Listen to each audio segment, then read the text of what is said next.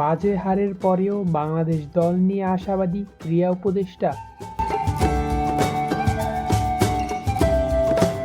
জয় দিয়ে Asia cup শুরু করেছিল বাংলাদেশ, তবে নিজেদের দ্বিতীয় ম্যাচেই হোঁচট খেয়েছে টাইগাররা। ব্যাটিং ব্যর্থতায় শ্রীলঙ্কার কাছে 6 উইকেটে হেরেছে লিটন দাসের দল। এমন হারের পর তাই বাংলাদেশ দলকে নিয়ে হচ্ছে ব্যাপক সমালোচনা।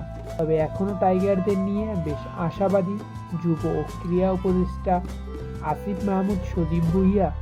শনিবার আবুধাবির জায়েদ ক্রিকেট স্টেডিয়ামে গ্যালারিতে বসে বাংলাদেশ শ্রীলঙ্কা ম্যাচটি দেখেছেন ক্রীড়া উপদেষ্টা। ম্যাচ শেষে মাঠ ছাড়ার সময় গণমাধ্যমের সঙ্গে কথা বলেছেন তিনি। বাংলাদেশ দলকে নিয়ে এখনো বেশ আশাবাদী আসিফ মাহমুদ। তিনি বলেন, হতাশার কিছু নেই, আমি মনে করি আশাবাদী থাকা উচিত।